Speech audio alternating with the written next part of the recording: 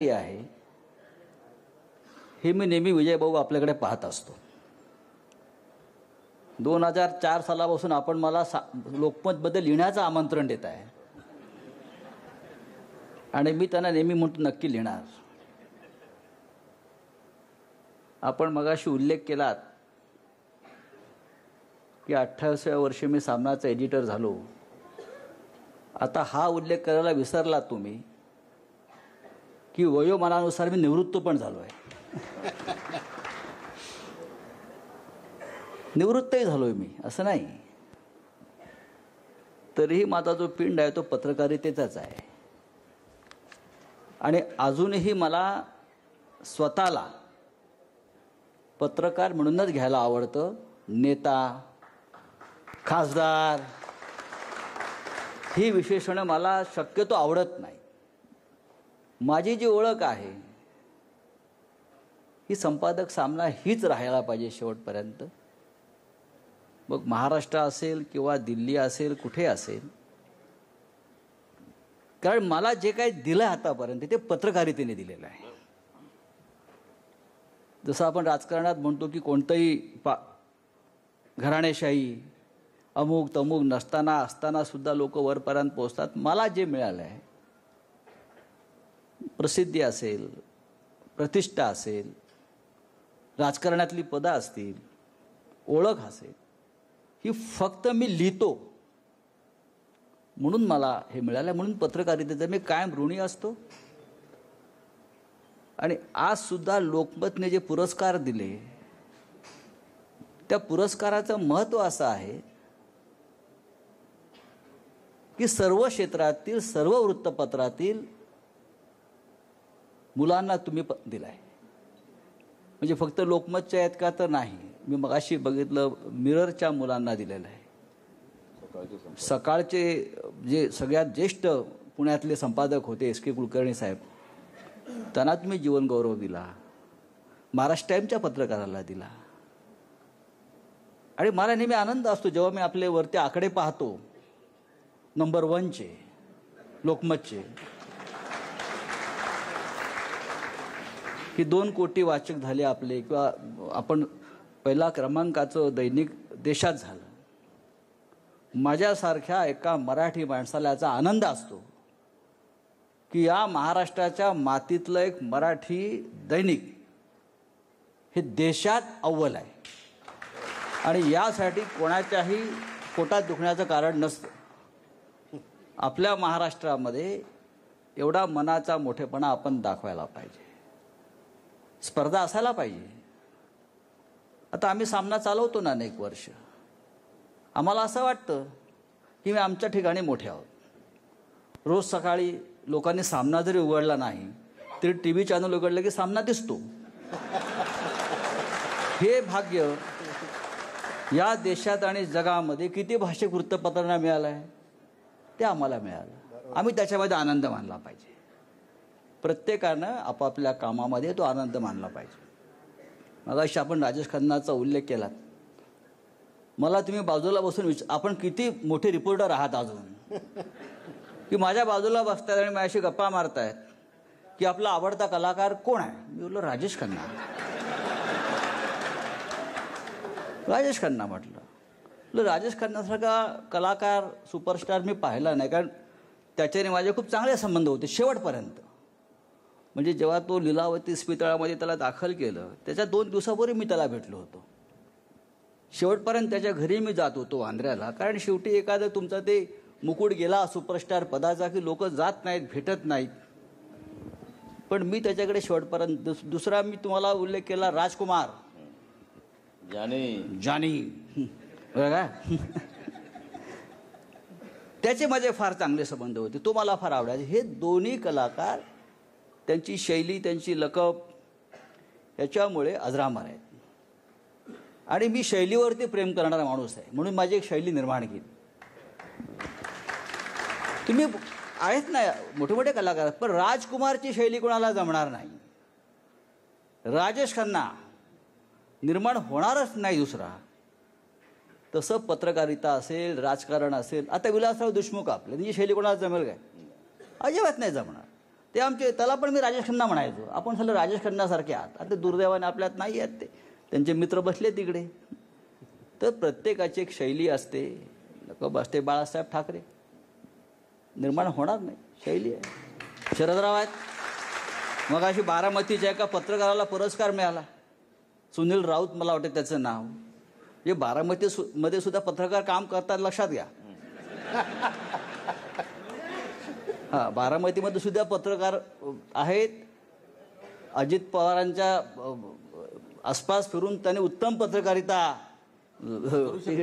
केलेली आहे आणि ती पर्यावरणावर आहे. काय म्हणजे ह्या सगळ्यांचा आपण जो निवडलेला आहेत आणि निवड समिती सुद्धा उत्तम आनंद आगाशे बसलेत, बाजूला विनिता देशमुख बसल्यात. मला वाटतं या सगळ्या प्रमुख लोकांनी हे निवड समिती पण आपली फार ताकदीची होती. त्याच्यामुळे आता पुढे गडबड नाही आहे, कुठे आमचं इंटरफेरन्स नाही. म्हणजे तुम्ही एक चांगलं कॅबिनेट बनवलेलं आहे आणि ते चालणार.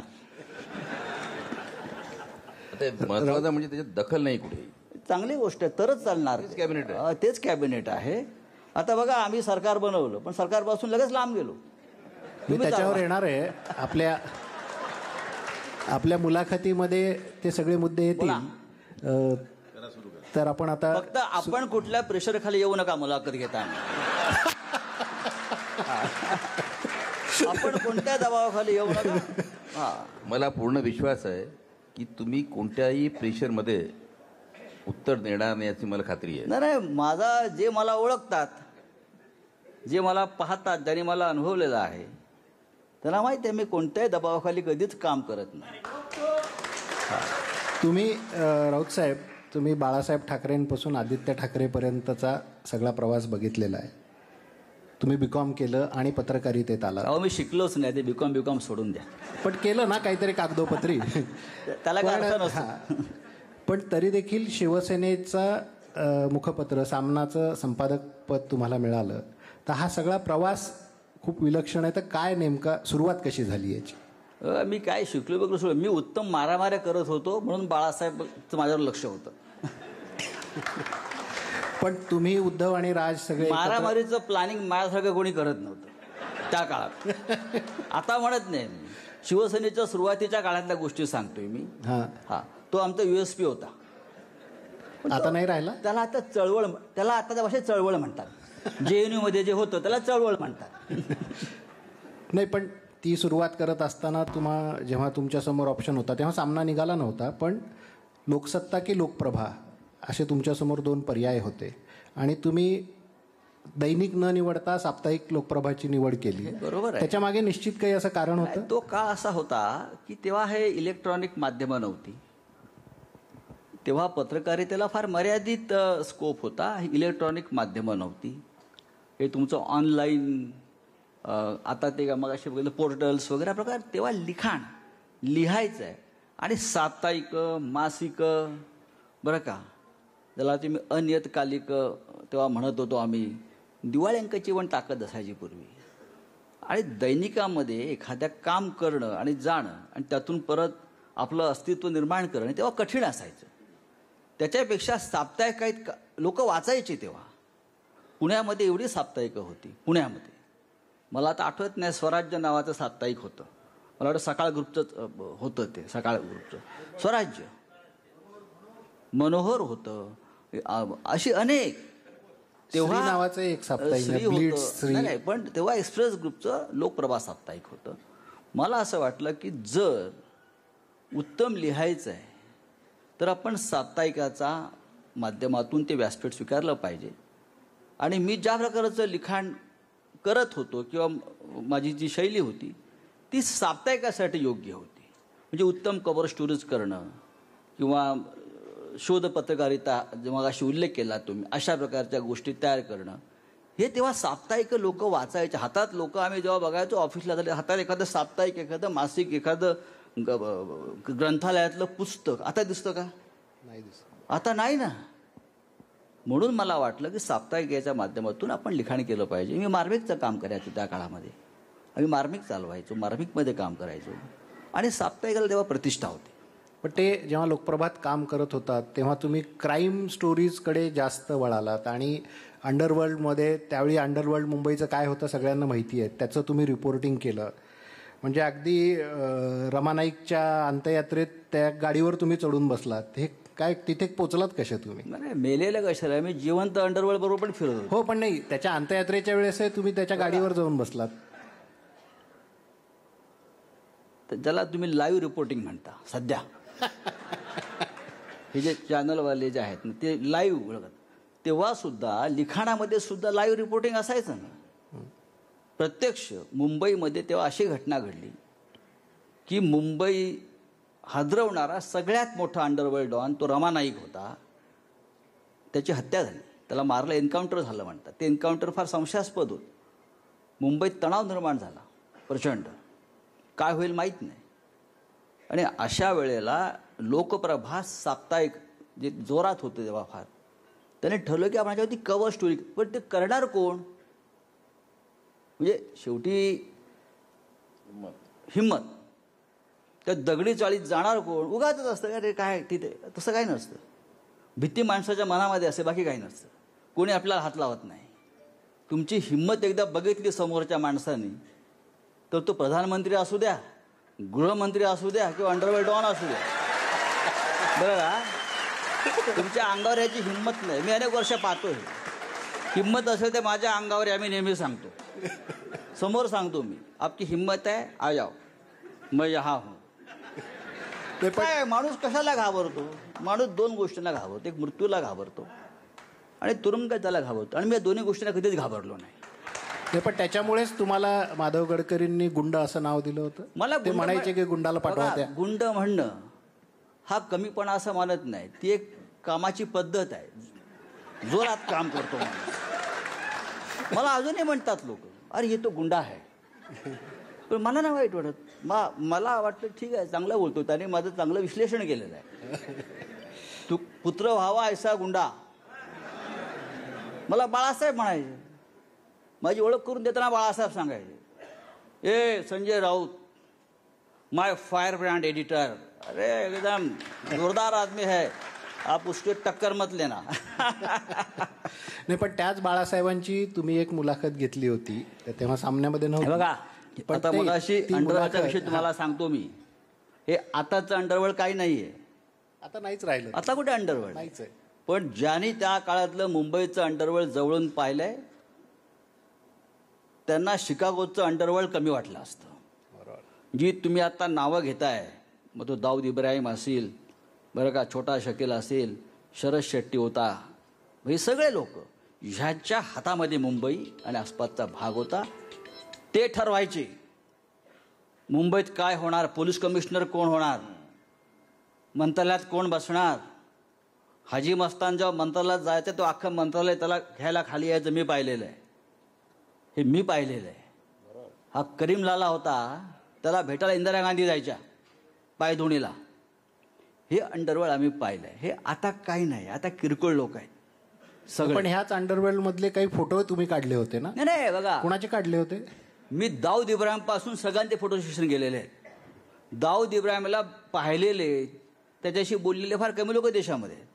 मी त्याला पाहिलेलं आहे, त्याच्याशी बोललो आहे अनेकदा, त्याला दम सुद्धा दिलाय. बघा हे, पण तो काळ वेगळा होता, बरं का. तो काळ वेगळा होता, आता नाही. ते गेले पळून नंतर सगळे. नाही, पण त्याच काळात तुम्ही बाळासाहेबांची जी मुलाखत घेतली होती, ती बाळासाहेबांनी तुम्हाला खूप शिव्या दिल्या होत्या देऊ द्या. आणि ती मुलाखत त्या शिव्यांसहित छापली होती. हो, तुम्ही. मला म्हणाले- ते काय प्रसंग होता तो? नाही, प्रसंग असा असतो की बाळासाहेब हे माझे सर्वस्व आहे, हे काय लपून राहिलं नाही. मुळात पत्रकारितेमध्ये मी स्थिरावलो आलो ते बाळासाहेबांमुळेच आलो. मला त्यांनी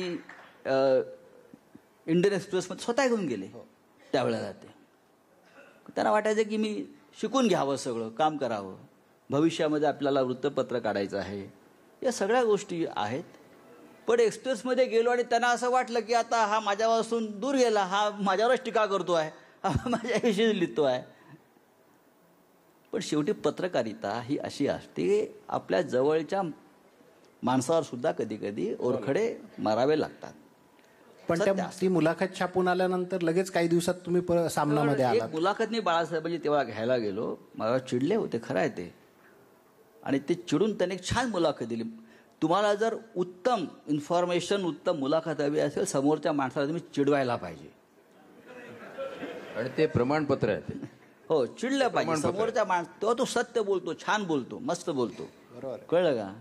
सिनेमामध्ये तुम्हाला खलनायक कशा करता लागतो, कशा करता माणसं हे अशी पाहिजेत आपल्या अवतीभोवती सगळी.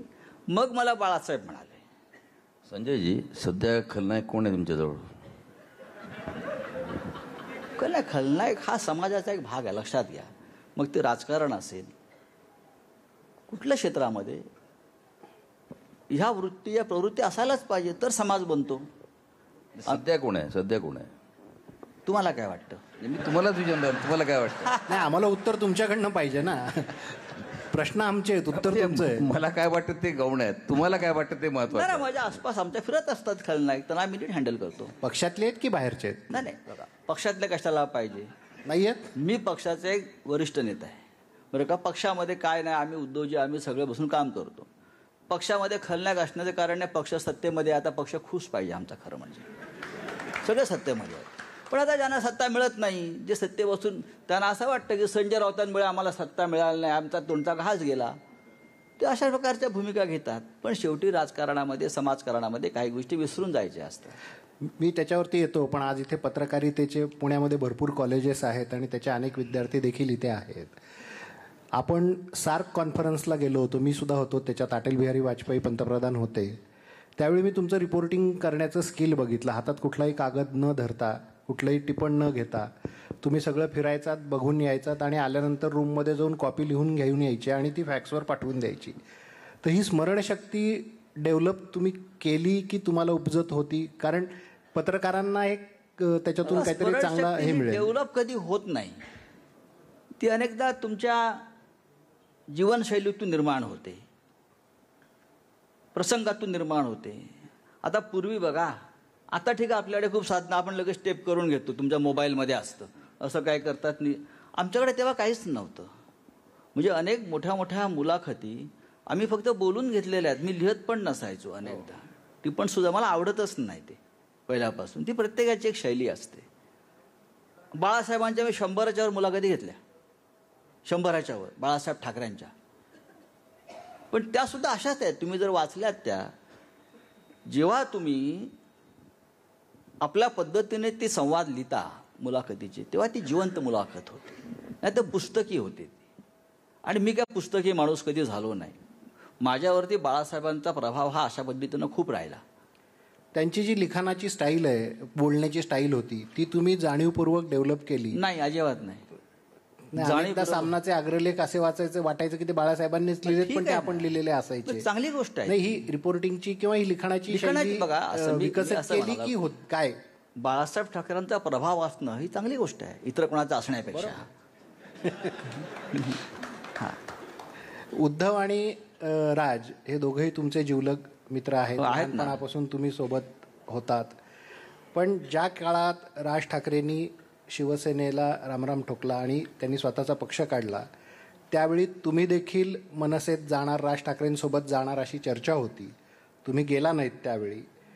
तर तुम्ही उद्धव आणि राज दोघांपैकी उद्धवची किंवा तेव्हा बाळासाहेब होते, ती जी निवड केली ती कुठल्या निकषावर निवड केली? करण्याचा प्रश्नच येत नाही. माझ्यासाठी उद्धव आणि राज विषय सोडून तर माझ्यासाठी बाळासाहेब ठाकरे महत्त्वाचे आहेत. ते काय, ह्या वृत्तपत्रातून, मीडियातून आला बघा. राज ठाकरे माझे मित्र होते, आजही आहेत.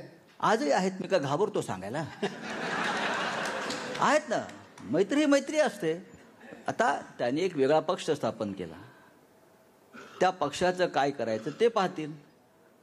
मी बाळासाहेब ठाकरेंबरोबर सतत राहिलो. उद्धव ठाकरे आमचे आहेत, पक्षाचे प्रमुख आहेत, आता मुख्यमंत्री आहेत, पक्ष आमचा आहे. आम्ही आमचा पक्ष पुढे नेला, त्यांचा पक्ष कुठेतरी थांबला. आम्ही गेलो त्यांना सांगायला त्यावेळेला की तुम्ही हा विचार करू नका. तेव्हा त्यांना राग आला सगळ्यांना. त्यांनी माझी गाडी खाली होती ती फोडली, जाळली. पण होतं असं, विसरून जायचं. पण तुम्ही आणि शरद पवार यांची ओळख झाली कुठे नेमकी? काय करायचंय? नाही, असं कसं काय करायचं? कारण उद्धव ठाकरेंपेक्षा तुम्ही शरद पवारांच्या जास्त जवळचे असं बोललं जातं. मग ती कळलं तर पाहिजे ना ओळख कशी झाली ती. बघा, शरद पवार यांच्याशी संबंध असणं, संपर्क असणं, मी तर म्हणेन त्यांच्यावरती माझा प्रचंड विश्वास आणि श्रद्धा आहे. काय चुकलं तर? या महाराष्ट्रामध्ये बाळासाहेब ठाकरे आणि शरद पवार हे दोन नेते असे आहेत, त्यांचा या महाराष्ट्राच्या जनमानसावर कायम प्रभाव आणि पगडा राहिला, आजही आहे. बाळासाहेबांचा, पवारसाहेबांचा आहे. आणि हे दोन नेते ज्या महाराष्ट्रामध्ये परिवर्तन घडवू शकतील, ही माझी कायम भूमिका राहिली. आणि मला अजूनही वाटतं हे सरकार जे बनलेलं आहे आता महाराष्ट्रात, हा एक, या सरकारला तुम्ही पाहिलं का, कोणी खिचडी म्हणत नाही. जर दुसरं पद्धतीनं सरकार बनलं असतं तर ही खिचडी सरकार म्हटलं असतं.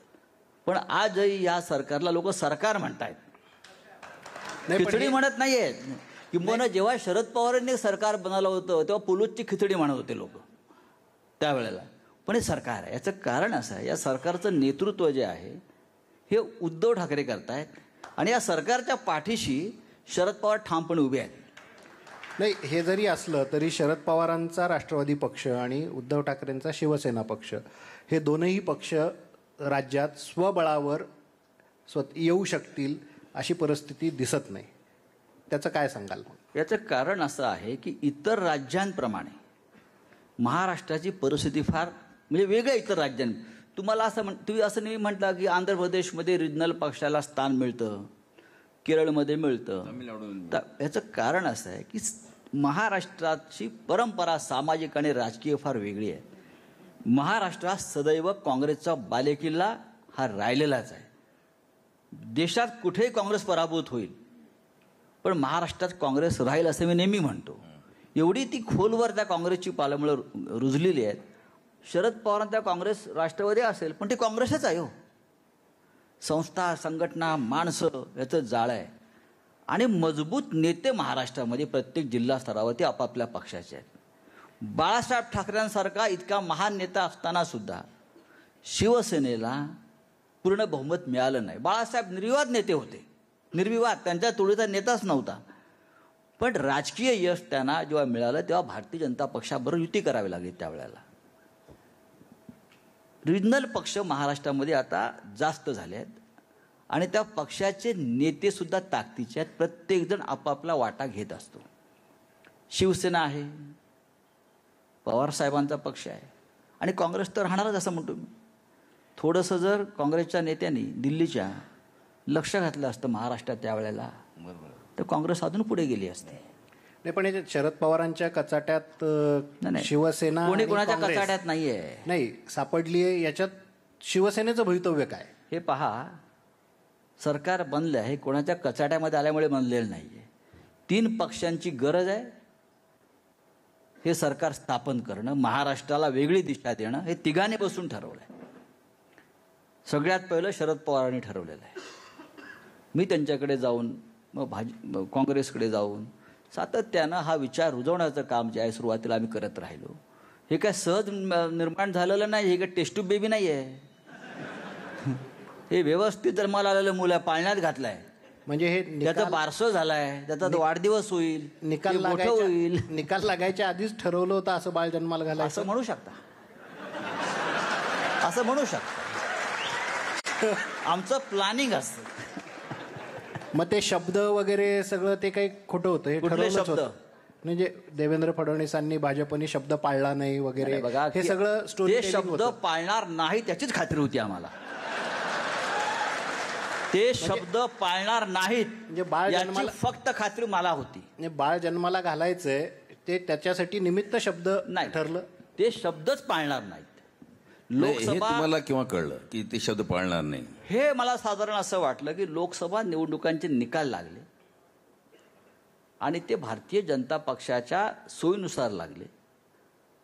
त्यात आम्हाला आनंद आहे की भारतीय जनता पक्षाला महाराष्ट्रात उत्तम यश प्राप्त झालं. देशामध्ये 300पेक्षा जास्त जागा मिळवून नरेंद्र मोदी प्रधानमंत्री झाले, याचा आम्हाला आनंद झाला. पण त्यानंतर जो राजकारणातला मानवी स्वभाव असतो की माझं ते माझं, तुझं ते माझ्या बापाचं. बरं का, ह्याच्यातून हे काय मी एका कुठल्या व्यक्तीविषयी म्हणत नाही, पण हा राजकारणातला एक स्वभाव आहे.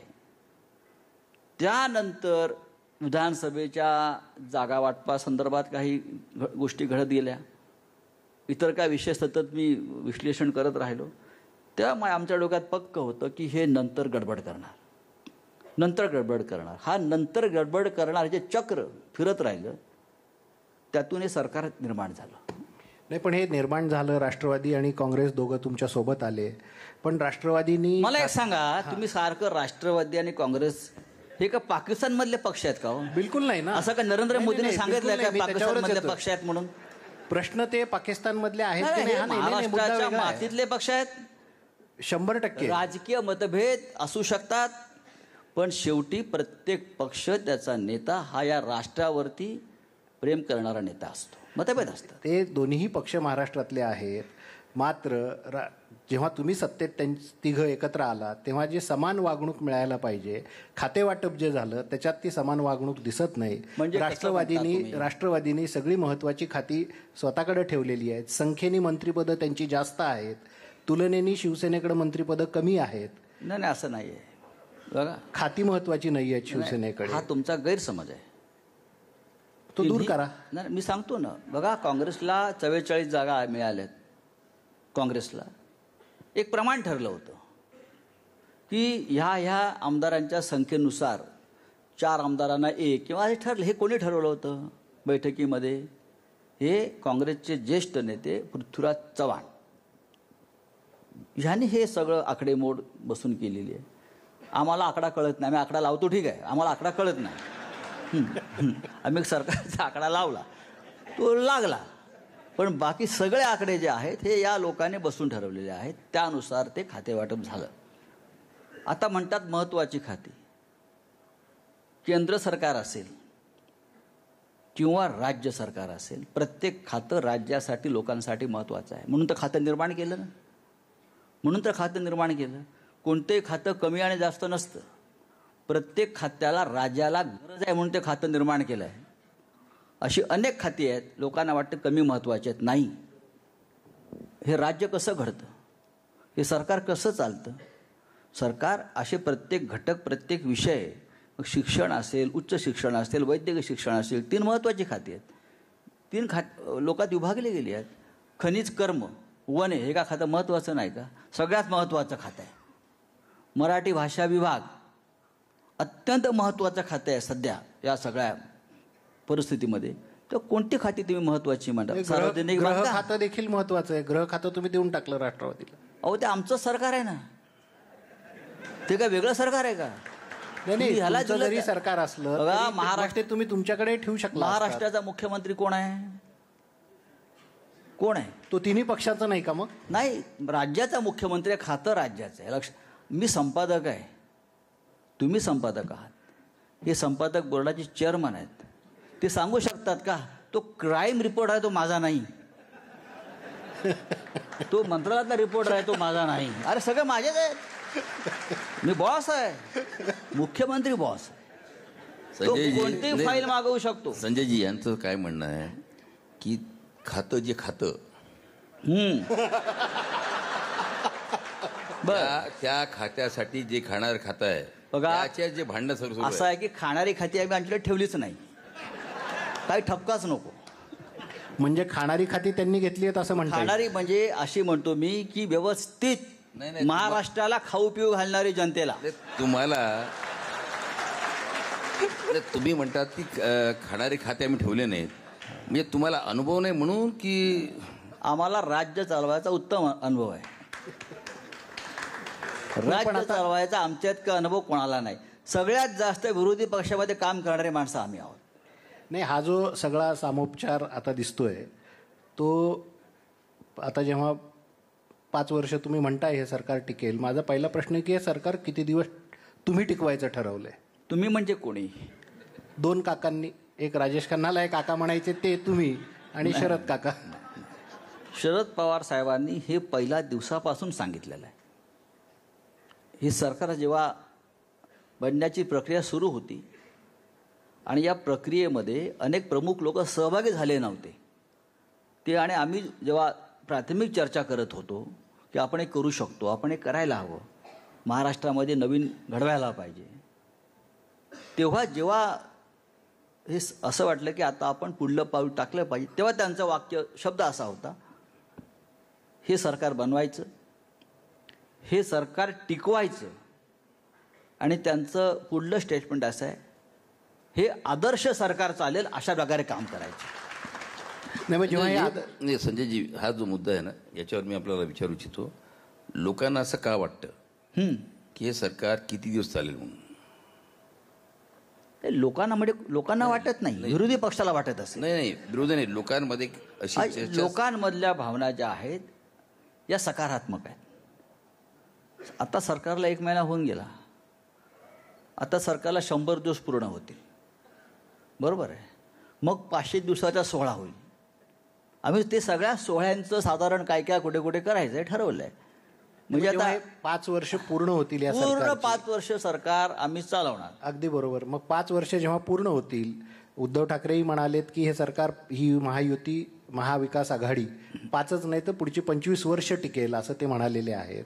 अशा वेळी जेव्हा पुढच्या निवडणुकीला जागा वाटपाचा मुद्दा येईल तेव्हा काँग्रेस, राष्ट्रवादी, नाही माझा प्रश्न पूर्ण करतो, एकच मिनिट. नाही आता बारसं झालं की नाही, नाही मग आता आपण कशाला करताय? जेव्हा 25 वर्षाचं बोलतो तेव्हा 5 वर्षाचं तर बोललंच पाहिजे ना. करू ना आपण, लग्न बिग्न करू. तुम्हाला मग बोलू तेव्हा ना. तुम्ही जागा वाटप कसं करणार?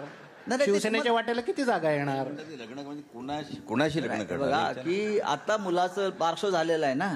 म्हणजे ते मुलगा जेव्हा 5 वर्षांनी वयात येईल तेव्हा वेगळा नवरा नाही, किंवा कसं वेगळी करणार? नवरी शोधायची. बघा या 3 पक्षाचं सरकार जेव्हा आम्ही म्हणतो चालवणार, तेव्हा पुढल्या 5 वर्षामध्ये काय करायचं याचं सुद्धा प्लॅनिंग आम्ही करून ठेवलेलं आहे. तुम्हाला अजिबात चिंता करण्याचं कारण नाही. आमच्या चेहऱ्यावर चिंता वाटते का तुम्हाला? आम्ही सगळ्यात जास्त रिलॅक्स आहोत. नाही, कित्येकदा असं वाटतं की चाललंय, चालू देत, पुढचं पुढे बघू, नाही, अशी चिंता चेहऱ्यावर भाव दिसतात. शिवसेनेला जे ओळखतात आणि ज्याला शिवसेनेचे कॅरेक्टर माहिती आहे आमच्या सगळ्यांचं, आमची ही भूमिका कधी चालले चालू द्या, चलने दो, हे आम्ही कधीही बाळासाहेबांकडून शिकलो नाही. ठामपणे, ठोसपणे करायचं ते करा, नाही तर सोडून द्या. आम्ही करायचं ठरवलं आहे आणि आम्ही चालवणार आहोत. आता मी सगळ्यांना ज्या घटनेची उत्सुकता आहे त्याच्यावरती येतो की संजय राऊत हे पत्रकार म्हणून, धारदार लिखाण करणारे म्हणून, सच्चाई लिहिणारे म्हणून सगळ्यांना माहिती आहे. पण मधल्या 36 दिवसात ते एक मुत्सद्दी राजकारणी म्हणूनही लोकांना दिसले आणि ज्या पद्धतीचे डावपेच तुम्ही आणि शरद पवारांनी आखले त्याच्यातून हे सरकार जन्माला आलं. नेमकं काय घडलं त्या काळात? काहीच घडलं नाही. तुम्हाला सरकार बनलं ना, बरं झालं ना. हो, पण ते काय घडलं? पडद्याआड काय घडलं? ते पडद्याआडच्या गोष्टी पडद्याआड ना. नाही, आता सगळं संपलंय, आता सांगायला हरकत नाही. पडद्याआडच्या गोष्टी पडद्याआड. पर्दे में रहने दो, पर्दा ना उठाओ. पर्दा जो उठ गया तो भेद खुल जाएगा, तो भेद कळू द्या ना. ते राहू द्या. काही गोष्टी रहस्य जे भेद कळू नये असं वाटतं. काही गोष्टी रहस्यमय असतात, ते रहस्य शेवटपर्यंत राहिले, पण सिनेमा चालला पाहिजे. म्हणजे तुम्ही याला सिनेमा मानता का? सुपरहिट सिनेमा आहे. ह्याचा लेखक कोण आहे? नाही, पण सरकार हा सिनेमा झालेला आहे. का असू नये? बघा, सरकारला तुम्ही सिनेमा मानता? जेव्हा तुम्ही एक कलाकृती निर्माण करता, सरकार ही सुद्धा कलाकृती आहे. का म्हणून त्याला कलाकृती? अनेक कलाकारांनी त्याच्यामध्ये आपलं हे शिल्प घडवण्यासाठी योगदान दिलेलं आहे. अनेकांचं योगदान त्याच्यामध्ये. भारतीय जनता पक्षाचं लोकांचं योगदान असेल त्याच्यामध्ये कदाचित. तुम्ही जे पडद्यामागच्या गोष्टी करता ना, ते कशाला बुरखे उडवायचे लोकांचे? प्रत्येकाच्या इच्छेतून सरकार निर्माण झालं असं मी मानतो. नाही, पण मग ह्या जो काही सिनेमा बनला ह्याचा लेखक कोण आणि दिग्दर्शक कोण? बघा, एक कलाकृती बनवताना मग ती मूर्ती घडवायचं काम असेल,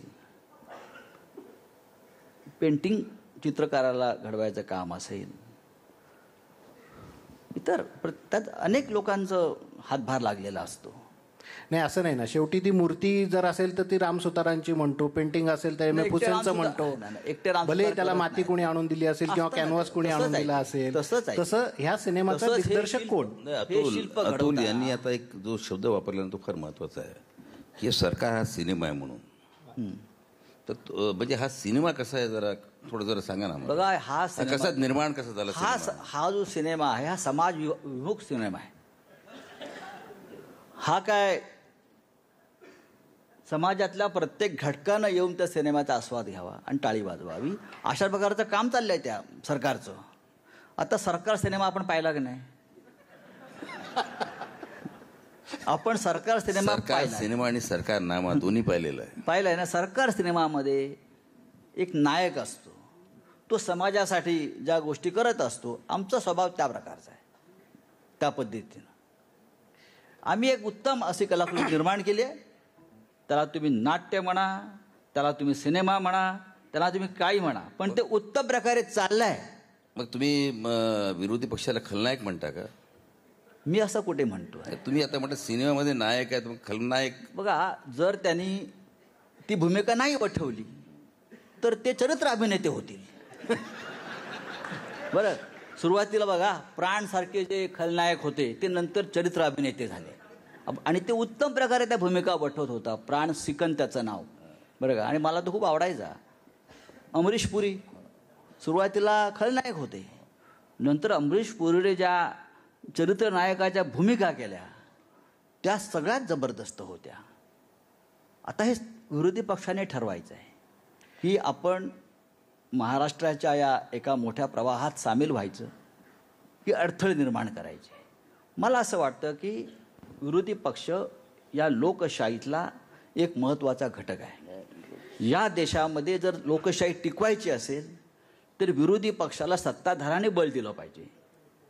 यशवंतराव चव्हाणांपासून ते शरद पवारांपर्यंत आणि बाळासाहेबांपर्यंत एक परंपरा आहे की सतत विरोधी पक्षाचे उत्तम लोक निवडून येतील विधानसभेत, याची काळजी यशवंतरावांपासून महाराष्ट्रातल्या प्रत्येक नेत्यांना घेतली. इव्हन त्या काळामध्ये जेव्हा देशभर काँग्रेस होतं तेव्हा पंडित नेहरूंनी भूमिका फार महत्वाची वाजवली. मी म्हणतो ना, ही काँग्रेसची परंपरा आहे. ह्या बघा, काँग्रेस नाही, सत्ताधाऱ्यांनी विरोधकांना बळ दिलं पाहिजे, पण मागच्या 5 वर्षात विरोधी पक्षाचे नेतेच सत्ताधाऱ्यांना बळ देताना आम्ही बघत होतो. राजकारणामध्ये या गोष्टी होत असतात. पण मी म्हणतो की आज महाराष्ट्रामध्ये सगळ्यांचा सुदैवाने एक मजबूत विरोधी पक्ष आहे. 105 आमदारांचं बळ असणे विरोधी पक्षामध्ये म्हणजे पॅरलल सरकार आहे समोर, शॅडो कॅबिनेट आहे समोर. तुम्ही तुमचा अंमल ठेवला पाहिजे, तुमचा प्रभाव ठेवला पाहिजे, सरकारवर अंकुश ठेवला पाहिजे. तुमचं काम आहे. पहिल्या दिवसापासून विरोधासाठी विरोध करू नये. किमान 1 वर्ष सरकारला काम करू दिलं पाहिजे. सरकारला चुका करू द्या ना, करू द्या ना चुका. मानवी स्वभाव आहेत, मंत्री आहेत, सरकार काम करतं. जेव्हा काम करतं तेव्हा चुका होतात. नंतर तुम्ही प्रश्न उभे करा.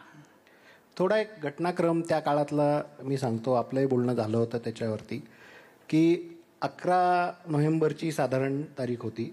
11 नोव्हेंबरच, कारण त्याच दिवशी आपण हॉस्पिटलला ॲडमिट झालात. त्याच्या आधी आपण ताज अँड लँड्सला एक मिटिंग केली. शरद पवार होते, सुनील तटकरे होते, अनेक काही नेते होते, अजित पवार होते, उद्धवजी होते. हो, आणि नाही, उद्धवजी नव्हते त्याच्यात, ताज अँड लँड्सला. तेव्हा त्यांनी, शरद पवारांनी आपल्याला सांगितलं होतं की उद्धव ठाकरे जर मुख्यमंत्री होणार असतील तर आपण पुढे जाऊ. आपण म्हणालात मी बोलून सांगतो. आपण मातोश्रीवर गेलात. शरद पवार आणि बाकीचे लोक वाय.बी. चव्हाणकडे निघाले आणि आपण थोड्या वेळाने त्यांना फोन करून सांगितलं की उद्धवजी तयार आहेत मुख्यमंत्रीपद घ्यायला. ही 11 तारखेची घटना आहे. आणि 22 तारखेला जेव्हा नेहरू सेंटरमधली मिटिंग फिसकटली आणि किंवा त्याच्यातून काही निष्पन्न झालं नाही, त्यावेळी बाहेर आल्यानंतर शरद पवारांनी सांगितलं की आजच्या बैठकीत उद्धव ठाकरे हे मुख्यमंत्रीपदाचे नेते आहेत, असं आमचं पक्ष, तिन्ही पक्षाचे नेते आहेत असं ठरलंय. एवढे दिवस का लागले ह्या गोष्टीला? मला वाटत नाही की फार काळ लागला. 1 महिना हा काय फार कालखंड नाहीये.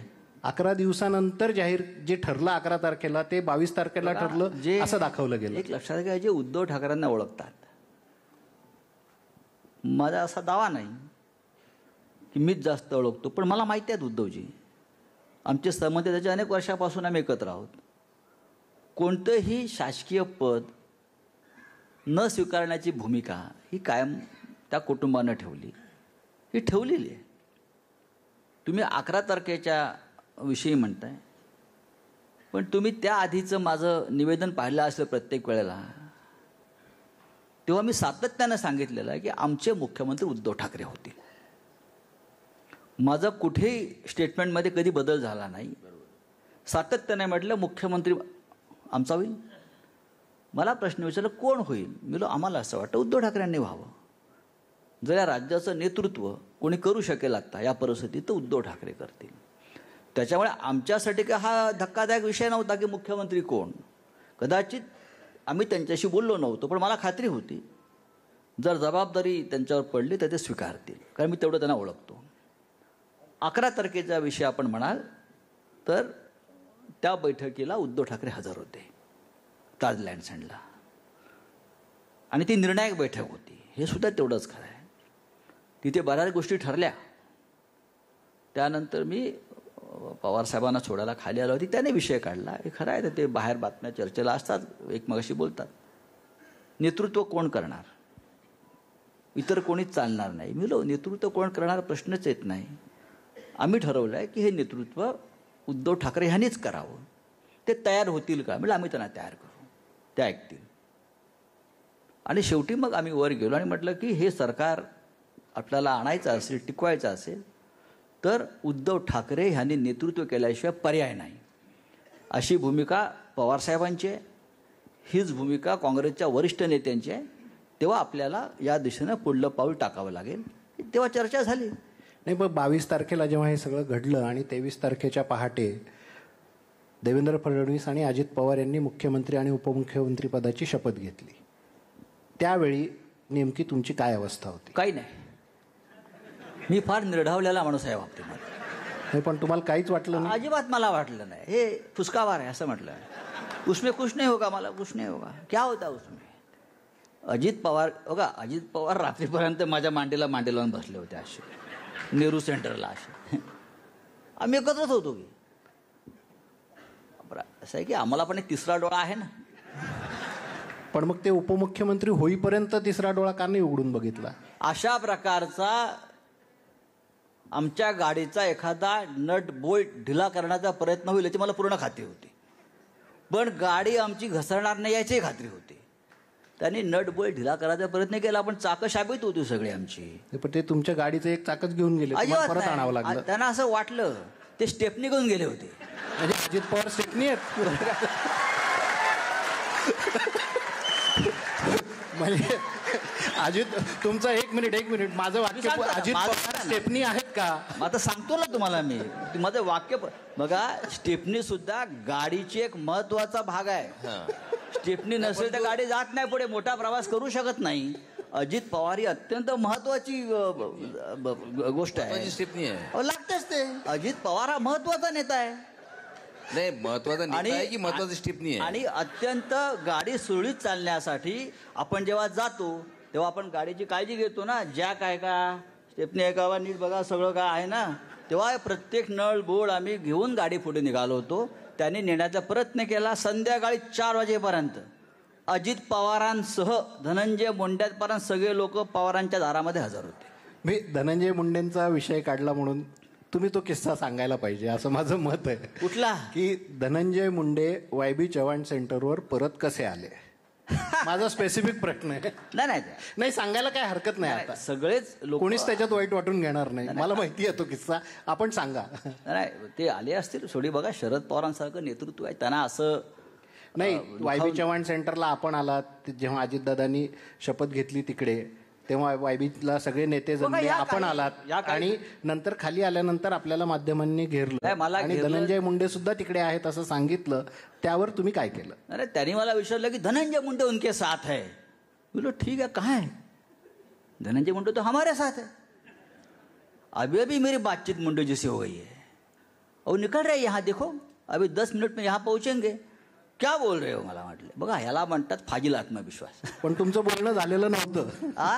त्यांना निरोप दिला होता आम्ही त्यांना शोधून काढलं होतं, पण ठामपणे म्हणाला की धनंजय मुंडे आणि माझं आत्ताच बोलणं झालेलं आहे. धनंजय मुंडे आणि शरद पवार साहेबांचं बोलणं आत्ता झालेलं आहे आणि धनंजय मुंडे इथे 15 मिनिटात पोहोचत आहेत. आणि मला वाटतं धनंजय मुंडे टीव्हीला बघितलं आणि त्यांना वाटलं आता आपलं यायला पाहिजे. म्हणजे धनंजय मुंडे यांच्याशी कसलंही बोलणं झालेलं नसताना त्यांच्याशी बोलणं झालं असं यांनी सांगितलं आणि धनंजय मुंडेंना परत आणलं. हा गौप्यस्फोट या निमित्ताने तुम्ही केला. बघा असं होत असतं. मग पण मला खात्री होती धनंजय मुंडे हे का मनापासून कुठे गेलेले नाही आहेत आणि ते सुद्धा अशा एखाद्या याची वाट पाहत होते की कोणीतरी त्यांच्यापर्यंत. पण शरद पवारांनी तोपर्यंत त्यांचाही संपर्क साधला होता.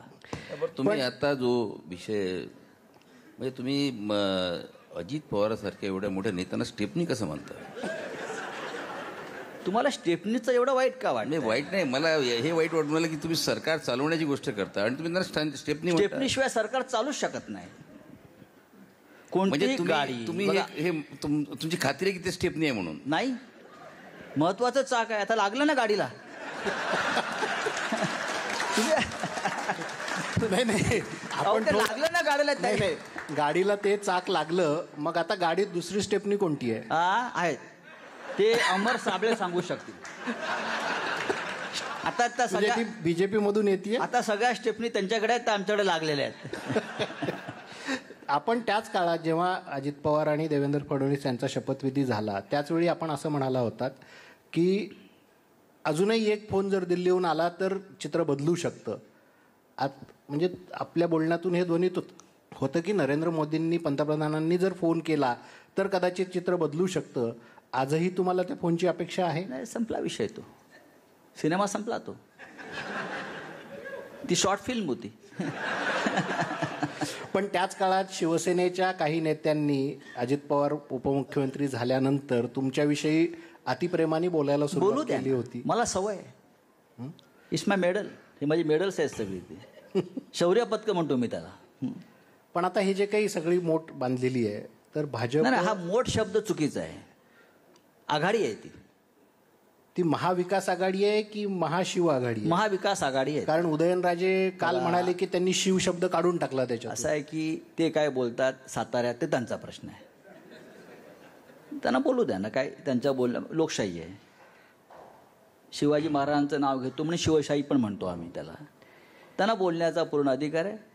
ते भारतीय जनता पक्षाचे माजी खासदार आहेत, बरं का. ते त्या पक्षाचे नेते आहेत. ते विरोधी पक्षाची भूमिका मांडतात. ते असंही म्हणाले की शिवसेना हे नाव ठेवताना वंशजांना विचारलं नव्हतं असं देखील ते नाही, बोलले. त्यांनी वंशज असल्याचे पुरावे घेऊन यावे. वंशजांना विचारण्याची पद्धत नाही आहे आपल्याकडे. छत्रपती शिवाजी महाराज हे या विश्वाचं दैवत आहे. आम्ही जेव्हा देवाची पूजा करतो तेव्हा गणपतीला विचारला जात नाही तुझी पूजा करतोय म्हणून, किंवा विष्णूला विचारला जात नाही. बघा, त्यांनी काल प्रेस कॉन्फरन्समध्ये एक फोटो दाखवला. ते म्हणाले की शिवसेना भवनावर वरती बाळासाहेबांचा फोटो आहे, खाली शिवाजी महाराजांचा. ते कोण ठरवणार आहे? गेल्या त्यांची खंत आहे ती. मग असं त्यांनी खंत व्यक्त केली. ती चुकी बरोबर नाही. बघा, ते विरोधी पक्षाचे नेते आहेत. उदयनराजे भोसले हे सातारचे माजी खासदार आहेत. ते भारतीय जनता पक्षाचे सध्या नेते आहेत असं मी मानतो. अनेक वर्ष राष्ट्रवादी काँग्रेस पक्षामध्ये होते. नेते आता ते त्या पक्षात नेतेच आहेत ना सगळे. ते मानतो या म्हणतात. पक्षामध्ये दोनच नेते आहेत. कोण आहेत ना? महाराष्ट्रात साताऱ्यात आहेत ना ते. बघा, मला ते छत्रपती शिवाजी महाराजांच्या गादीचे वंशज आहेत. आम्ही त्या गादीचा आदर करतो. सातारच्या असेल, कोल्हापूरचे असतील. छत्रपती शिवाजी महाराजांचे जिकडे जिकडे नाव येतं तेव्हा आम्ही नतमस्तक होतो. ते व्हायलाच पाहिजे. आणि छत्रपतींच्या नावानं बाळासाहेबांनी कार्य पुढे नेलेलं आहे मराठी माणसाचं एकजुटीचं. आम्ही सगळे मावळे आहोत ना. आम्ही मावळे आहोत. त्याच उदयनराजेंनी शरद पवारांना जाणता राजा असा जो उल्लेख केला आहेतच जाणते राजे. मग ते म्हणाले की ते काही जाणते राजे आहेतच नाहीये. ना. नाही, असं उदयनराजे म्हणे की त्यांना कोणी दिली ही उपाधी? असं आहे की जनतेने दिली. जनतेने दिली. महाराष्ट्राच्या जनतेने ठरवलं. ते उपाधी देतात. शिवसेना प्रमुख स्वतः बोलले नाहीत की मी हिंदू हृदय सम्राट आहे. जनतेने त्यांना सांगितलं की हिंदू हृदय सम्राट आहे. मग आता जसं बाळासाहेब काय म्हणायचे, शिवसेना प्रमुख लोकांनी केलंय मला, तसंच छत्रपती शिवाजी महाराज हे रयतेचे राजे. लोकांनी त्यांना राजा केलं. लक्षात घ्या, रयतेने त्यांना राजा मानलं. हा माझा राजा आहे. शिवाजी महाराज हे नंतर, शिवाजी हा माझा राजा आहे, हा माझा रक्षणकर्ता आहे. रक्षणकर्ता हा राजा असतो. लुटमार करणारा कधी राजा होत नाही. छत्रपती शिवाजी महाराज हे आमचे राजे आहेत. बाकी सगळी मोगलाई लुटमार करणारी होती, त्यांना राजा मानले का कोणी? नाही. तेव्हा छत्रपती शिवाजी महाराजांवरती कोणाचा मालकी हक्क असू शकत नाही. नाही, ते जाणता राजा शरद पवार आहेत की नाही? आहे. का असू नये?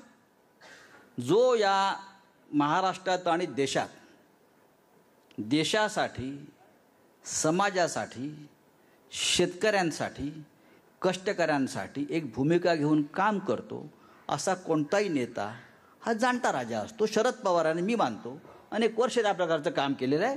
त्यांना जर लोकांनी उपाधी दिली असेल तर त्याच्यामध्ये कोणी ऑब्जेक्शन घ्यायची मला गरज वाटत नाही. जसं आम्ही उदयनराजांना राजे म्हणतो तसे ते शरद पवारांसुद्धा आम्ही त्यांचा मान देतो. नाही, पण आता जसं उदयनराजे बोलले तसंच परवा आपले यशवंतराव गडाख बोलले. ते म्हणाले की शिवसेनेमुळे काँग्रेसला आणि राष्ट्रवादीला मंत्री होण्याची संधी मिळाली आहे आणि तुम्ही असंच जर त्रास देत राहिलात, पदासाठी, घरासाठी, खुर्चीसाठी, केबिनसाठी भांडत राहिलात, अशा प्रकारच्या तर उद्धव ठाकरे एखाद दिवशी राजीनामा देऊन टाकतील. खरंच असं देतील ते राजीनामा? बघा, यशवंत गडाख काय म्हणतात हा त्यांचा प्रश्न आहे. ते कोणत्या पक्षात आहेत मला आता माहीत नाही. त्यांचे चिरंजीव तुमच्याच पक्षात आहेत, पाठिंबा दिलाय त्यांनी. त्यांचा एक वेगळा पक्ष आहे. त्यांचा मुलगा आमच्या मंत्रिमंडळामध्ये मंत्री आहे. त्यांना मी खात्रीनं सांगू शकतो, काय झालं तरी शंकरराव गडाख मंत्री राहतील. भाजपनी तुम्हाला न दिलेली सत्ता हस्तगत करण्यासाठी तुम्ही हिंदुत्वाची कास सोडली आणि आता तुम्ही काँग्रेस राष्ट्रवादीच्या सर्व धर्म समभाव मार्गाकडे निघालात. तुम्हाला काय म्हणायचं आहे? काँग्रेस पक्ष हिंदुत्ववादी नाही असं आपल्याला कोणी सांगितलं? महात्मा गांधी या देशातले सगळ्यात मोठे हिंदुत्ववादी होते. आपण जर गांधीजींचा संपूर्ण इतिहास पाहिला तर गांधीजी हिंदुत्ववादी, टिळकांसारखा हिंदुत्ववादी मी पाहिला नाही. या देशाची घटना जी आहे, हे जे राज्य आहे महाराष्ट्राचं किंवा देशाचं, हे कधी कुठल्या धर्मावर चालू शकत नाही. पाकिस्तान होईल नाही तर आपला देश हे संविधानावर चालतो, राज्य संविधानावर चालतं आणि संविधानानं अन्न, वस्त्र, निवारा, सामाजिक न्याय या गोष्टीला आपल्या प्रत्येक कलमात जे महत्त्व दिलं आहे त्यानुसार राज्य चालतं. हिंदुत्व आमची श्रद्धा आहे, आमची संस्कृती आहे, ती राहणारच. राहुल गांधी गुजरातला जातात, मंदिरात जातात, सोमनाथ मंदिरात जातात, आपलं गोत्र सांगतात, आपलं जानवं दाखवतात. हा सुद्धा हिंदुत्वाचा संस्कार आहे. इंदिरा गांधी पूजा अर्चा धर्माचं पालन करत होत्या. हा हिंदुत्वाचा संस्कार आहे. पंडित नेहरू कडवट हिंदुत्ववादी होते. तुम्ही असं का मानता की शिवसेना सोडून बाकी सगळं अहिंदू आहेत? या देशामध्ये जो जन्माला आला आहे तो धर्मानं नसेल मग कर्माने हिंदूच आहे. हो, आम्ही ठरवलं हे सरकार कॉमन मिनिमम प्रोग्रामवर चालवायचं. तुम्ही वारंवार धर्म का काढता? धर्म आहे ना. उद्धव ठाकरे वीर सावरकरांच्या बाबतीमध्ये वारंवार आम्हाला डिवसण्याचा प्रयत्न केला. आम्ही म्हणतो ना, वीर सावरकरांना भारतरत्न द्या. देताय? हिंमत आहे देण्याची? आम्ही मागणी करतोय, द्या. नाही, धर्माचा वारंवार उल्लेख एवढ्यासाठी की नागपूरच्या अधिवेशनात मुख्यमंत्री उद्धव ठाकरे असं म्हणाले की धर्म आणि राजकारण याची आम्ही गल्लत केली. हे बाळासाहेब पण म्हणायचे आणि ती आमची चूक होती असंही उद्धव ठाकरे हे शिवसेना प्रमुखांनी पण वारंवार सांगितलेलं आहे. राजकारणात धर्म आणू नका म्हणून. म्हणजे आता तुम्ही सत्तेत जे आहात. नाही, तुम्ही चुकीचं म्हणताय. मी काय म्हणतोय, हे बाळासाहेब ठाकरेंनी पण वारंवार हेच सांगितलेलं आहे, राजकारणात धर्म आणू नका. राजकारण जे आहे हे अन्न, वस्त्र, निवारा, रोटी, कपडा, मकान, रोजगार, शेतकरी, कष्टकरी यांच्या भल्यासाठी चालतं आणि पोटाला जात आणि धर्म नसतो. तो सेक्युलर विचार असला पाहिजे. सेक्युलरी शिवी आहे असं आपल्याला वाटतं का? आम्हाला वाटत नाही, आम्ही आपल्याला विचारतोय. नाही, मला असं वाटतं की सेक्युलर शब्दाला संविधानामध्ये एक महत्त्व आहे आणि सगळ्या धर्माला त्यात स्थान दिलं आहे. पण आम्ही या देशामध्ये हिंदुत्व म्हणून जो आम्हाला अधिकार आहे तो आम्ही ठेवणार. त्यात नवीन काय? पण ज्याचा उल्लेख केला गांधीजींचं, नेहरूजींचं, इंदिराजींचं, यांचं संपूर्ण सेक्युलरिझमवर विश्वास होतं. मी कोणत्याही जातीचा असू शकतो, कोणत्याही धर्माचा असू शकतो, परंतु माझे काम करण्याची पद्धत जी आहे, माझी पाहण्याची पद्धत आहे ती सेक्युलर आहे. हो, तर त्या यांचा प्रश्न तो आहे की तुमचं सेक्युलर बद्दल काय? आमचं सेक्युलर बद्दल काहीच म्हणणं नाही. ज्याने त्याने आपापले विचार पाळावेत. आम्ही आमचा विचार सोडलाय का? दाखवा की तुम्ही अमुक अमुक भूमिका सोडली आहे तुमची सत्तेत असल्यामुळे किंवा सत्तेसाठी. अजिबात सोडणारी नाही. राऊत साहेब, थोडा वेगळा मुद्दा की त्या 36 दिवसात आम्हाला सगळ्यांनाच भाजपवरचं तुमचं विशेष प्रेम तुमच्या ट्विटरमधून दिसून आलं. नाही ट्विटरमध्ये सातत्याने शेरोशायरी करणं असेल, भाजपबद्दल बोलणं असेल, हे भाजपवर एवढं प्रेम काय आहे तुमचं? माझं पहिल्यापासून प्रेम आहे. अटल बिहारी वाजपेयींच्या काळापासून मी भाजपवर प्रेम करतोय. मग प्रेम आहे तर मग कमल जवळ के का नाही फूल केलं? में कुंज विहारी अटल बिहारी अटल बिहारी अशा घोषणा देणारा मी माणूस आहे. पण हळूहळू बदल होत जातो, नेते बदलतात, पिढी बदलते, त्यातून हा बदल निर्माण होतो. भारतीय जनता पक्षानं दिलेला शब्द पाळला असता कदाचित महाराष्ट्रात चित्र वेगळे दिसलं असतं. म्हणजे तुम्हाला असं म्हणायचं आहे की अटल बिहारी वाजपेयीच्या उंचीचे तोडीचे नेते आता भाजपमध्ये मी असं नाही? कधी म्हणणार नाही. माणसं बघा, पिढ्या बदलतात, नेते निर्माण होतात. आज नरेंद्र मोदी यांच्या तुलनेत कुठलाही नेता नाही आहे, हे मान्य करायला मला काय. नरेंद्र मोदी या देशाचे सगळ्यात लोकप्रिय नेते आहेतच. ते प्रधानमंत्री आहेत, ते जगभरात फिरतात, जगात त्यांनी देशाची प्रतिमा निर्माण केलेली आहे आणि प्रधानमंत्री म्हणून ते करतायत, त्याच्याविषयी आपल्याला आदरच पाहिजे. मग त्यांनी हे सरकार बनवण्यासाठी हस्तक्षेप मला नाही असं केला? वाटतं की त्यांनी या सगळ्या विषयात फार लक्ष घातलं असं मला वाटत नाही. घातलं असतं तर? मला वाटत नाही त्यांनी घातलंय फार. नाही, लक्ष घातलं असतं तर? प्रधानमंत्री जो असतो हा एखाद्या पक्षाचा नसतो, प्रधानमंत्री हा देशाचा असतो आणि त्याने अशा कामात लक्ष घालू नये. सरकार बनवण्याच्या त्या 36 दिवसाच्या काळात तुम्ही सतत समोर होतात, आता तुम्ही कुठेच दिसत नाहीत, काय कारण? माझा स्वभाव असा आहे की मी सामनाचा संपादक आहे. माझ्यासाठी ते पद सगळ्यात महत्त्वाचं आहे. मी कधीही संधी येऊन सुद्धा कधी मंत्री झालो नाही आणि मी माझ्या आयुष्यात मंत्रालयामध्ये इतक्या वर्षात 2 वेळा गेलो आहे. 2 वेळा. माझं काय कामच नाही तिकडे. उद्धव ठाकरे यांनी शपथ घेतली म्हणून मी शपथविधीला गेलो. पण बाकीच्या मंत्र्याच्या याला गेला नाही? माझं काय काम आहे, मी कशा करता जावं? म्हणजे तुमच्या भावाला मंत्री केलं नाही म्हणून नाराजी होती, आम्हाला अशी गरजच चर्चा नाही ना. बघा, आम्ही या सगळ्याच्या पलीकडे आहोत. मी पक्ष संघटनेत काम करणारा माणूस आहे सतत, आणि हे मला बाळासाहेबांनी दिलेला मंत्र आहे की तू संघटनेचंच काम करायचं. पण तुमचे मित्र राज ठाकरे आणि देवेंद्र फडणवीस यांची एक मीटिंग झाली मध्ये. दोघांच्या गाड्या बाहेर पडताना सगळ्यांनी पाहिल्या, दोघं जवळ येणार आहेत असं चित्र दिसलं. देवेंद्र फडणवीसांना आम्ही जेव्हा विचारलं तेव्हा ते म्हणाले की जर राज ठाकरे त्यांची भूमिका बदलत असतील तर भविष्यात आम्ही दोघं एकत्रही येऊ शकतो. तुम्हाला वाटतं मनसे आणि भाजप एकत्र येईल? हा त्यांचा विचार असेल. नाही, तुम्ही पत्रकार आहात, संपादक आहात, म्हणून मी तुम्हाला विचारतो. पहा की जर भारतीय जनता पक्षाला राज ठाकरे यांना बरोबर घेऊन का राजकारण करायचं असेल तर त्यांना आम्ही कोण सांगणार करू नका म्हणून. फक्त त्यांना उत्तर प्रदेश, बिहार अशा हिंदी भाषिक पट्ट्यामध्ये अनेक प्रश्नाला उत्तर द्यावी लागतील. नाही, मग ती देण्यासाठी मग आता कोण जाणार तिकडे ते पाहावं लागेल. त्यांनी जाणं गरजेचं आहे तिथे. आणि मला असं वाटतं की त्यातून जर त्यांना ते सगळं जमत असेल, बघा माणसानं झेपेल ते करावं. म्हणजे राज ठाकरे त्यांना झेपणार नाहीत? नाही, राज ठाकरे जर भाजपला झेपणार नाहीत तर मी असं कोणाचं नाव घेत नाही. आम्हाला एखादी गोष्ट झेपली आम्ही केली. नाही, मग आपण पाहिलं महाराष्ट्रात महाविकास आघाडीचं जे काही तुम्ही सरकार बनवलं, एवढे 3 वेगवेगळ्या विचाराचे पक्ष जर एकत्र येऊ शकतात तर एकाच विचाराचे 2 भाऊ एकत्र आणण्यात तुम्ही का पुढाकार घेत नाही? बघा, आता तो विषय संपलेला आहे. त्यांनी एक स्वतंत्र पक्ष स्थापन केला आहे, ते त्या पक्षाचे प्रमुख आहेत. राज्य छोटं असलं तरी त्या राज्याचा राजा असतो तो. आता असं आहे की नाही, पण कधी कधी व्यापक हितासाठी 2 राज्य एकत्रही येतात ना. पण त्यांनी निर्णय घ्यायचा असतो. तुम्ही काही प्रयत्न करणार? आम्ही कसा घेणार की बाबा तुझं राज्य खालसा कर आणि तू अमुक अमुक कर. त्यांनी एक स्वतःचा मार्ग निवडलेला आहे, त्या मार्गाने ते पुढे चाललेले आहेत आणि राजकारणामध्ये सतत एकमेकांना शुभेच्छा द्यायच्या असतात.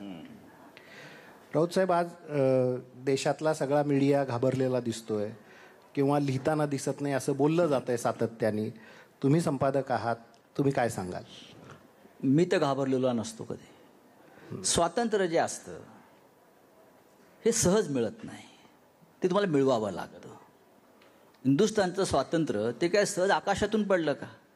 अनेकांना त्याग करावा लागला, बलिदान द्यावं लागलं आणि स्वातंत्र्य हे संघर्षातून मिळतं. आणीबाणीच्या काळामध्ये काही पत्रकारांनी संघर्ष केला, त्या काळामध्ये असं म्हणतात. आता जर कोणाला असं वाटत असेल की आमच्या लेखणीवरती बंधन आहेत, तर त्यांनी उभं राहिलं पाहिजे, बोललं पाहिजे, संघर्ष केला पाहिजे. मला असं वाटत नाही कोणी तुमचं तोंड दाबून ठेवलेलं आहे की तुमची लेखणी दडपून ठेवलेली आहे. मी सातत्यानं लिहितो आहे ना, मी सरकारमध्ये असताना लिहित होतो, मी आताही बोलतो आहे आणि नंतरही बोलत राहीन. ही जर हिंमत कोणामध्ये असेल तर त्यांनी स्वातंत्र्याच्या गप्पा माराव्यात, नाही त्यांनी शांत बसावं. पण देशात CAA सारखा विषय आता आहे, मुस्लिम विरोधी वातावरण तयार करणं सुरू आहे, एक परसेप्शन तसं तयार होतं आहे. JNU असेल किंवा जामिया मिलिया असेल, विद्यार्थ्यांची आंदोलनं होत आहेत.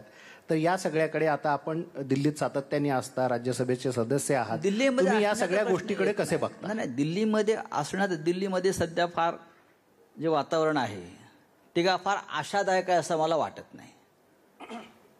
खरं म्हणजे दिल्लीमध्ये मी अनेक वर्ष पाहतो आहे. मी खासदार नव्हतो तेव्हाही जातो. इंदिराजींच्या काळात दिल्लीचं एक वातावरण बघतो. ही देशाची राजधानी आहे, इथे काहीतरी घडतं आहे, इथे काहीतरी घडणार आहे, काहीतरी प्रक्रिया सुरू आहे.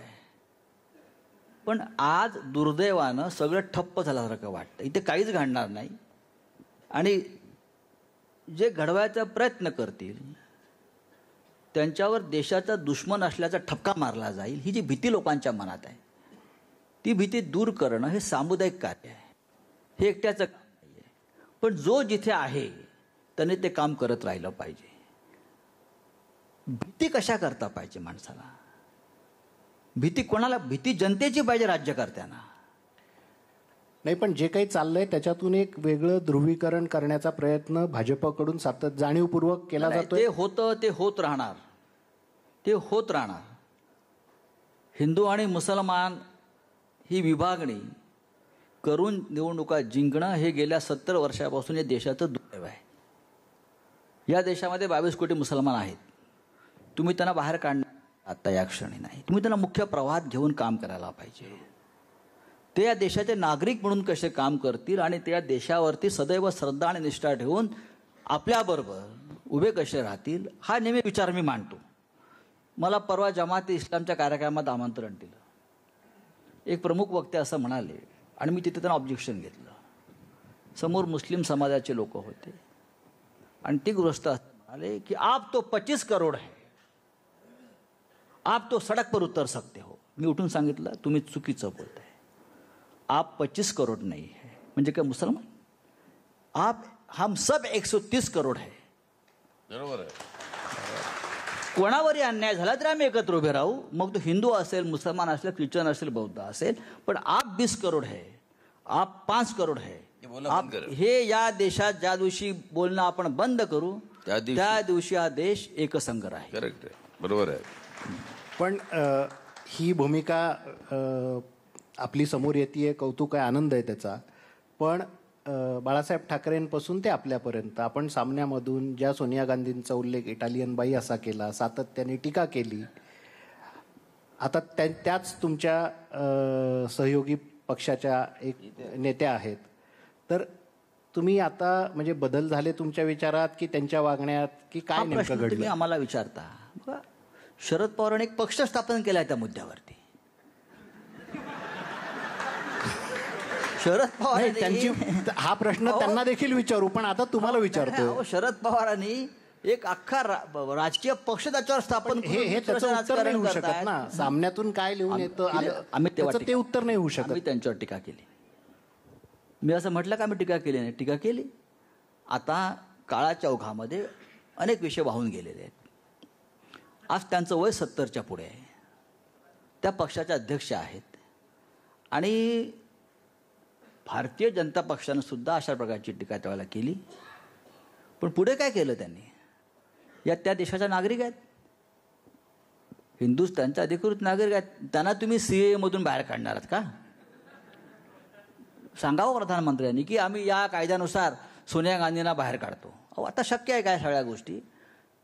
आता काळ बदल महत्वाचं नाही. सोनियाजींनी पंतप्रधान पद सुद्धा नाकारलेलं आहे. या अनेक गोष्टी झाल्यावरती आता आम्ही असं सगळ्यांनी मान्य केलेलं आहे की त्या काँग्रेस पक्षाचे अध्यक्ष आहेत, ते नेतृत्व करतायत आणि राष्ट्रीय प्रश्नावर त्यांनी भूमिका घेतलेल्या आहेत. त्या भूमिका योग्य आहेत. आणि संपूर्ण काँग्रेस पक्ष हा काय परदेशी पक्ष नाही ना, या देशाच्या स्वातंत्र्यासाठी निर्माण झालेला पक्ष आहे तो. तेव्हा भाजपा होता का? अन्य कुठला पक्ष होता का? आम्ही होतो का? कोणीच नव्हतं. बरोबर आहे. हा, फक्त काँग्रेस पक्ष हा स्वातंत्र्य चळवळीची ठिणगी आहे. हे कोणालाही नाकारता येणार नाही. मी सातत्याने सांगत आलेलो आहे. तुम्ही काँग्रेसला वगळून देशाचा इतिहास नाही लिहू शकत. राऊत साहेब, आपण मगाशी JNUचा वगैरे उल्लेख केला, तर JNUला तिथे दीपिका पदुकोण जाऊन आल्या. गांधीजींच्या मार्गाने त्या काहीही बोलल्या नाहीत, हात जोडून फक्त त्या मुलांना भेटून आल्या. त्याच्यावरून प्रचंड देशभर त्यांना ट्रोल केलं गेलं. दुश्मन आहेत देशाच्या ते असं सांगितलं. हां, पण मला वेगळा थोडा मुद्दा आहे की ज्या शिवसेनेवर मराठी इंडस्ट्रीतले अनेक कलावंत विश्वास ठेवतात, अशा काही घटना घडल्या की मराठी इंडस्ट्रीतले कलाकार काही फारसं बोलत नाहीत, रिॲक्ट होत नाहीत, पण हिंदी इंडस्ट्रीतले लोक मात्र रिॲक्ट होतात. हे असं का घडतं? तुमचा काय, एक पत्रकार आणि संपादक म्हणून तुमचा काय अंदाज आहे? भूमिका घ्यायला पण रिजनल जे लोक आहेत बेसिकली, आता साऊथचे लोक, ओरिसातील, त्यांना राष्ट्रीय स्तरावरती काम करणारं ते छातीत दडपण येतं. पण एकटी दीपिका पडून गेली, इतर कुठे सगळे? हा जो प्रश्न विचारला जातोय की त्यांना आपल्या भावना का नाही व्यक्त करता आल्या, का करता येत नाही, ही प्रत्येकाची जबाबदारी आहे. मी स्वतः जाणार आहे, मी जर दिल्लीत आहे तर मी JNUत जाऊन त्या मुलांना भेटणार आहे. बघा, ते या देशाचे नागरिक आहेत, ती मुलं विद्यार्थी आहेत, ती मुलं, आणि त्यांचा विचार मला पटत नसेल, पण ज्या प्रकारे त्यांच्यावरती हल्ले झाले, रक्त सांडलं, ते रक्त आपल्या देशाच्या विद्यार्थ्यांचं होतं. आणि जेव्हा देशातल्या विद्यार्थ्यांचं रक्त सांडलं जातं तेव्हा देशातली लोकशाही खतऱ्यात आहे असं मला काय वाटतं. नाही, जसं दीपिका पदुकोण गेली असं म्हणतो, पण सलमान खान, आमिर खान, शाहरुख खान जायला हे काहीच बोलले नाहीत. तुम्ही काय सांगाल त्यांना? बोलणं गरजेचं आहे. का बोलत नाहीत हा प्रश्न लोकांनी त्यांना विचारला पाहिजे. आपण का बोलत नाही? कसली भीती आपल्याला आहे? कुठल्या भीतीचं ओझं घेऊन आपण फिरताय? म्हणजे त्यांच्या मनात भीती आहे असं म्हणायचंय? त्यांना भूमिका घेता येत नाही. स्वतःला कलाकार मानतात. कलाकाराला भूमिका सगळ्यात जास्त असायला पाहिजे. या देशामध्ये वेळोवेळी काही प्रमुख कलाकारांनी भूमिका घेतल्या आहेत. मला बलराज साहनीचं कौतुक आहे. बलराज साहनी नावाचे फार मोठे कलाकार होते, NK हनगल होते. त्यांनी शिवसेनेच्या विरुद्ध भूमिका घेतलेली आहे आणि त्याचं आम्ही कौतुक केलं. बरोबर आहे. त्यांची विचारसरणी काही असेल, ते कम्युनिस्ट असतील, ते डावे असतील, पण देशाच्या घटनांवरती घडणाऱ्या कलाकार म्हणून तुम्ही व्यक्त व्हायला पाहिजे. मग तुमची भूमिका सरकारच्या बाजूने असेल, विरोध असेल. अनुपम खेर घेत आहेत ना, अनुपम खेर घेत आहेत भूमिका. नाही, अनुपम खेर भूमिका घेतात म्हणजे ते प्रवक्तेच आहेत. परेश रावल हे आहेत, ते प्रवक्ते आहेत. ते माजी खासदार BJPचे आहेत. अनुपम खेर सरकारी पदावर आहेत, त्यांना घ्यावीच लागेल. राऊत साहेब, शेवटचा प्रश्न आणि त्याच्यानंतर एक रॅपिड फायर वेगळा आपण करू. तर हल्ली एक असं म्हणलं जातं आणि पत्रकारांमध्येही एक ऑब्झर्वेशन आहे की संजय राऊत पत्रकार आहेत, संपादक आहेत, पण ते वागताना बोलताना थोडंसं ॲटिट्यूडनी वागतात, बोलतात. पत्रकारांना असं वाटतं आपल्याला? नाही, मी परसेप्शन, लोकांचं काय परसेप्शन आहे तुमच्याविषयीचं ते तुमच्या समोर सांगतोय. बरं. आणि हायकमांड शिवसेनेचे तुम्ही आहात आणि तिकडे शरद पवार राष्ट्रवादीचे हायकमांड आहे. दोन हायकमांडच्या कंट्रोलमध्ये हे सरकार चाललंय असंही बोललं जातं. तुम्ही काय सांगता याच्यावर? हे पूर्णपणे चुकीचं आहे. इव्हन शरद पवार सुद्धा त्यांना जेव्हा रिमोट कंट्रोल वगैरे सांगितलं, मी स्वतः सांगतो, शरद पवारांच्या कामाची पद्धत मला माहिती आहे. ते कधीही सरकार चालवताना हस्तक्षेप करतात आणि अयोग्य गोष्ट करायला भाग पाडतायत असं मी कधी माझ्या इतक्या वर्षाच्या कारकिर्दीत पाहिलं नाही. रिमोट कंट्रोलद्वारे राज्य चालवण्याचा स्वभाव त्यांचा नाही. राज्याच्या हिताचे अनेक विषय ते करून घेतात, हे पाहिले मी. आणि मी म्हणा तर मी कधीही सरकारच्या आसपास फिरत नाही. मी कायम विरोधी पक्षात असतो. आता म्हणजे या सरकारमधल्या मंत्र्यांना आपण सांगू शकाल वेळ पडली तर? का सांगणार नाही? सामना कशा करताय? मी पत्रकार आहे, संपादक आहे, मी आहे ना. आणि जर या देशाच्या लोकशाहीमध्ये तुमची जीभ तुमची नसेल तर तुमचं काही नाही. आता मला वाटतं ती माझी आहे. आता आपण मुलाखतीच्या शेवटाकडे येत असताना एक वेगळा प्रयोग आपण करू. बरं, मी तुम्हाला काही नावं सांगतो. हो हो. त्या नावांविषयीचा एक चांगला गुण सांगायचा. मी ज्याचं नाव घेईन त्याचा, आणि त्याला एक सल्ला द्यायचा. झालं ना छान आपलं. नाही, समारोप हे टीव्ही सारखं Sweet dish कशाला पाहिजे ना? करताय? मी नाही, स्वीट नाही. डिश खात नाही हो. नाही आम्हाला आवडते लोक ना. मला मिरच्या कारलीच खायला घालतात. तर मी काही नावं घेतो. त्या नावांविषयीचा एक चांगला गुण सांगायचा आणि एक सल्ला द्यायचा. पहिलं नाव नरेंद्र मोदी. नरेंद्र मोदी प्रचंड मेहनती आहेत. प्रचंड मेहनत. त्यांच्यासारखी मेहनत कोणी करणार नाही. बरं, सल्ला मी त्यांना काय देणार? देशाचे प्रधानमंत्री आहेत. प्रत्येक गोष्ट त्यांना माहिती आहे काय करायचे ते. सल्ला द्यायचा अधिकार त्यांना मला नाही. अमित शहा. पण पत्रकार म्हणून त्यांना इतकंच सांगेन, जर आपल्या आसपास आपल्या सहकाऱ्यांकडे आपण त्यांनी पाहायला पाहिजे काय चाललंय काय नाही ते. अमित शहा. अमित शहाविषयी मी सांगेन की त्यांनी आल्यापासून नाही, एक चांगला गुण सांगा आणि एक सल्ला द्या. अमित शहा हे प्रखर राष्ट्रभक्त आहेत. त्यांनी ज्या प्रकारचे निर्णय घेतले आता 370 कलमासंदर्भात असेल ते कौतुकास्पद आहेत, हिमतीचे आहेत. पण त्यांनी काही बाबतीत या देशात लोकशाही आहे मान्य केलं पाहिजे आणि अनेक विषयामध्ये विरोधी पक्षाचं सुद्धा मत समजून घेतलं पाहिजे, कारण लोकशाही देशामध्ये आहे. नितीन गडकरी. त्यांनी दिल्लीत जास्त काम केलं पाहिजे. आणि उत्तम नेते आहेत, पण त्यांनी सातत्याने ते नागपूर लावून भाषणं करतात आणि आपल्याच लोकांना ठोकून काढतात. त्यांची गरज दिल्लीत जास्त आहे. कोणीतरी महाराष्ट्रातल्या भाजपच्या नेत्यानं दिल्लीत ठामपणे उभं राहणं गरजेचं आहे. राहुल गांधी. एक चांगला गुण एक सल्ला. राहुल गांधी मनानं चांगले आहेत. मी तुम्हाला आत्ता सांगतो, मनानं खूप ते निष्कपट आहेत. हा माझा अनुभव आहे. पण राहुल गांधी यांनी किमान 15 तास पक्ष कार्यालयात बसणं गरजेचं आहे. डॉक्टर प्रकाश आंबेडकर. डॉक्टर प्रकाश आंबेडकरांनी, ॲडव्होकेट प्रकाश आंबेडकर. बाळासाहेब आंबेडकर म्हणतो आम्ही त्यांना. बाळासाहेबांचे माझे खूप चांगले संबंध आहेत. भारतीय जनता पक्षाला मदत होईल असं कोणते कृत्य त्यांनी करू नये. बाकी सगळं त्यांचं चांगलं आहे. असुदुद्दीन ओवेसी. एक चांगला गुण आणि एक सल्ला. उत्तम कायदे पंडित. त्यांची भूमिका ते लोकांना पटवण्यासाठी आटोकाट प्रयत्न करतात. लोक कन्व्हिन्स होतात. पण जे मी प्रकाश आंबेडकरांच्या बाबतीत सांगितलं, होट कटिंग मशीनचं त्यांनी थोडीशी प्रतिमा बदलायला पाहिजे. अजित पवार. अजित पवार हे सध्याच्या मंत्रिमंडळातले अत्यंत कार्यक्षम मंत्री. मी हे अगदी खात्रीनं सांगतो, कामाला वाघ असा मंत्री मी पाहिला नाही. निर्णय घेण्याची प्रचंड क्षमता आणि हिमतीनं काम करणारा माणूस आहे. सल्ला इतकाच आहे जो अलीकडे तेही सांगतात की अजित पवारचं तोंड खराब आहे. पण नाही, या तोंडाचीही गरज असते अशा राजकारणामध्ये. तो त्यांचा दुर्गुण नसून गुण असं मानतो मी. ते असंच ठेवा. शेवटची 2 नावं. राज ठाकरे. चांगला गुण आणि एक सल्ला. राज ठाकरे कलावंत माणूस आहे. उत्तम व्यंगचित्रकार. बाळासाहेब ठाकरे आधी व्यंगचित्रकार होते आणि मग नेते झाले. राज ठाकरे हे नेते सुद्धा आहेत, पण त्यांच्यातली व्यंगचित्रकला आता संपत चालली आहे.